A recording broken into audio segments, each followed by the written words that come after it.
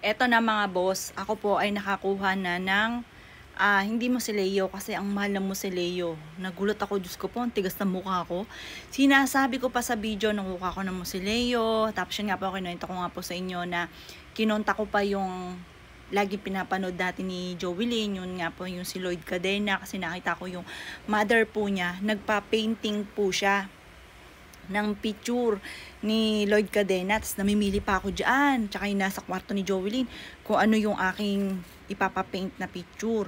Tapos nagpili-pili pa ako. Diyos ko po, nakakahiya ang aking ginawa. Dahil wala naman talaga akong alam sa mga ganyan. Dahil yun nga po mga boss, ay may lupa na yung nanay. Yung maliliit pa kami, nakakuha na yung nanay doon sa may Centennial sa amin.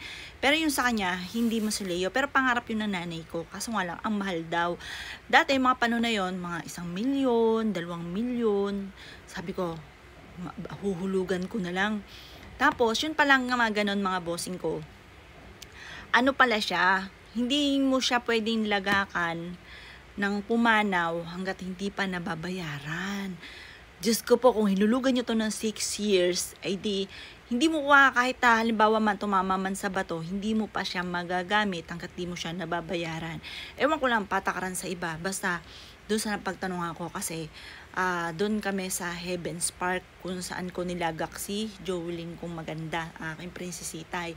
Ngayon po, gusto ko sana doon kasi nga po, doon siya nilagak. Ngayon, ay nakakuha na kami. Pero, hindi po siya sa mausoleo kasi kulang-kulang 5 milyon, lupa pa lang. Tapos, pag 6 years to pay, ang pinakamatagal, ko din napakatagal pa po nun. Ngayon, kasi ako naman, pangarap ko, syempre tayong mga nanay, ay pangarap natin yung maganda sa anak, di ba mga bossing? Yung bang bahala na, or kaya sisipagan ko lalo, or kaya hulugan lang naman, kahit pinakamatagal. Kaso nga lang, ganun pala ang kasunduan po doon. Ngayon pa mga boss, ay di ako'y nakakuha, medyo mababa-baba. Malaki ang binaba kasi tayo na po siya. Ang tawag naman doon, condominium. Yung condominium na yon parang apartment na hanggang second floor. Tapos yun, yun nga po, parang apartment. Pero ang tawag doon, condominium nila. Tapos, wala siyang, ikaw na bahala magpaganda. Parang kinahon lang siya. Tapos ikaw na bahala magpaganda. Kasi nakakita ako doon sa pinakadulo, mukhang mayaman. Yung ay meron siya, nilagyan niya ito ng tiles, tapos nilagyan niya siya ng salamin. Hindi ko alam kung pwedeng i-video, kaya, hindi kong binidyo kasi baka bawal. Ay baka ako'y malintikan. Kumbaga, kinukwento ko na lang po sa inyo. Tsaka yun nandoon kami. Ilang beses akong bumalik, tinatandis ko ang kalooban ko. Ito pa mga boss, kaya ako siya kinuha. Parang may good sign kasi doon sa bakante na doon nga sa condominium na nakuha ko ay may pusang itim. Ito nga, sabi nga po nila, kapag po halimbawa ikaw ay naglalakad or kaya nakasakay ka sa sasakyan, biglang may tumawid na pusang itim, tumaya ka dahil pwede kang manalo. O ito naman, parang sa akin, good sign kasi may pusang itim doon sa mismong plano kong kunin. Inisip ko nga kaagad, baka si Jolene ko yon mga boss. Tapos yon, ito na. Ay di, nakita ko sa pinakadulo, maganda na. Basta pagagandahin mo siya, lagyan mo siya ng tiles, tapos may CR na rin siya sa loob. Meron na rin pong yun naman, unli. Kaso nga lang, cremate dapat lahat. Yung mga ganun. Tapos, pero unli. Halimbawa, walang bilang po doon. Basta cremate lang. Ay, sakto niya si Jolene, cremate. Tapos, kaso nga lang, hindi ko pa rin siya pwedeng ilagay doon hanggat hindi ko nahahap yung bayad. Yun. Kaya yun, kwento ko lang po sa inyo. Dahil pagka yun naayos ko na nalagyan ko ng tiles, ibibidyo ko yun. Ipapaalam ko kung pwedeng ibidyo. Tapos yung mga ilan sa mga picture ni Jolene kung maganda, aking prinsesitay, ay ilalagay ko doon. Yung isang picture niya na nakatayo, tapos yung mga picture na malalaki, lalagay ko doon mga bossing. Yan, babalitaan ko na lang po kayo. Kumbaga, na-share ko lang sa inyo sa mga walang kaalaman, sa mga ganyan, kung gaano pala kamahal yung mga ganun. Pero doon sa iba, hindi na ako nagtanong kasi unang-una, takot ako sa ganun. Yung lola ko pumanaw na. Ngayon, yung lola ko, isang beses ko lang siya napuntahan kasi sanggol pa lang ako nang pumanaw po yun.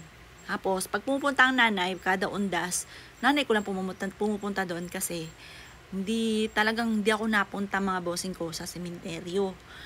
Kasi kinakabahan ako, kasi pakitain nga po ako. Pero hindi naman ako kagaya ng pinsan ko na matindi, na nakakausap, o kaya lagi niya nakikita na nandyan lang, nakaupong ganyan, nakakausap niya. Ako naman, yung mga biglaang tingin, o kaya biglang may dumaan, yung mga ganun. Yun lang ang sa akin. Kaya ako takot. At saka, yun nga, kwento ko nga po sa inyo, kapag meron kang third eye, kasi sila yung mga tao na, or kaluluwa na, hindi dapat nating makita pero nakikita natin, huwag mong papansinin kasi gagambalain kanya talaga. Kasi mga boss, hindi naman lahat nakakita sa kanya, kaya minsan tinatawa-tawanan kasi may nakikita, parang inisip may ganyan. Bata pa lang, kahit anong nyo sa aking kapatid, sa nanay ko, kapag ako yung nagsinasabing ganon, alam na nila ako kasi bata pa lang po ako. Elementary pa lang kami. Sabi ko, inay, may nakita akong dumaan sa ganon. Kaya pagka kahit tanong niyo sa kapatid ko, kaya noong anak niya ay nagkaroon ng third eye, ay sabi niya, ma, nakakay Tita Apple mo. Yun po. Pero mas malupit po yun, kasi yun, talagang nakakausap po niya. Nakikita niya palagi. Ako naman yung mga bigla ang tingin lang, tsaka yung kinakabahan ako. Tapos parang naglalaway ako na nasusuka. Kagaya nung isang beses, mahilig kasi ako, syempre tayo mga bossing ko, yung bang, mahilig tayong mangarap, di ba? Wala masamang mangarap. Dati, may nakapagsabi na mura lang. Ay, di naisip ko, mura lang pala ang farm. Sabi ko, ganyan, tigas na mukha ko. Punta naman kami doon. Itong taong ito, wala rin siyang alam sa mga lupa. Basta ang sabi ba naman sa amin, ang parang nasa lang, parang, basta napakamura lang na mapapasugod ka. Hindi ko na matandaan yung buong detalye. Mapapasugod ka doon sa farm na yon kasi kawikaan nyo, napakamura lang, tas malapit pa sa Tagaytay. Yung pala, pagkamahal-mahal, mali yung sinabi hindi, kasi alam niya yung kasi ako, hindi ko rin alam yon mga panahon na ganon. Ay di, nagpunta kami doon. Alam niyo po, pagdating to doon, sabog yung suka ko. Tapos sabi ko, parang hindi ko gusto. Doon ko nalaman na yung palang pinuntahan namin ay may nilagak na doon na yumao, yung mga ganon. Kaya hindi ako napunta sa mga sementeryo. Ngayon lang ako napunta. Alam niyo po ba, unang pagpasok ko doon, hindi ko nalang binidyo, naiyak ako, at saka baka sabihin ng kapatid ko, ay, ba't ako naiyak, yung mga ganon.